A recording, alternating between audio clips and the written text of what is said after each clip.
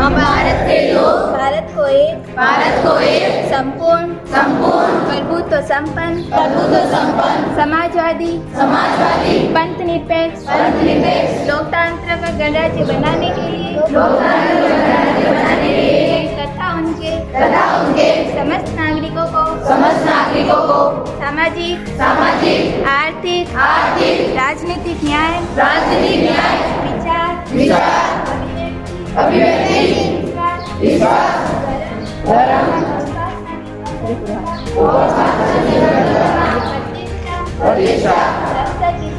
अवसर की क्षमता दिलाने के लिए तथा उन सब में व्यक्ति की गरिमा राष्ट्र की एकता और अखंडता सुनिश्चित करने वाली बंधुता को बढ़ाने के लिए दृढ़ संकल्प होकर आज अपनी इस संविधान सभा को अंगीकृत अधिनियमित और आत्मा अर्पित करते हैं। जय हिंद।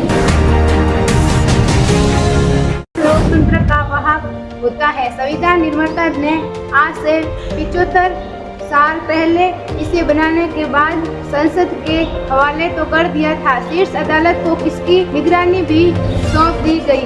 आज हमारा संविधान सफल लोकतंत्र के 75 साल पूरे होने पर जश्न मना रहा है। 141 बैठकों के बाद 2 साल 11 माह और 18 दिनों में तैयार एक प्रस्तावना 995 अनुच्छेद व 8 अनुपस्थितियों के साथ स्वतंत्रता भारत के संविधान का मूल प्रारूप तैयार हुआ है। मूल संविधान से लेकर अब तक देश ने लंबी यात्रा तय की है और इस दौरान संविधान में समय समय पर कुछ संशोधन भी किए हैं। इन संशोधन के कारण आज संविधान में 12 अनुसूचियां सहित 400 से अधिक अनुच्छेद है। भारतीय गणतंत्र के 75 साल के इतिहास में 106 संविधान संशोधन हुए हैं।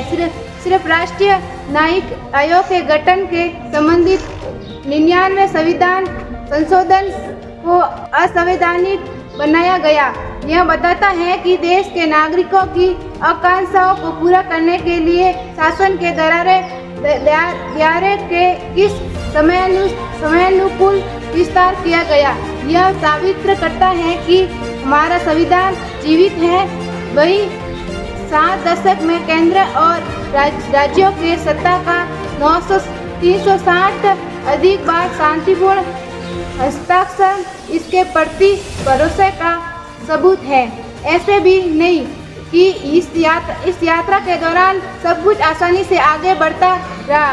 इस दौरान कई चुनौतियां भी आई। संविधान के मूल ढांचे को लेकर विधायिका और न्यायपालिका बीच आमने सामने आई। हालांकि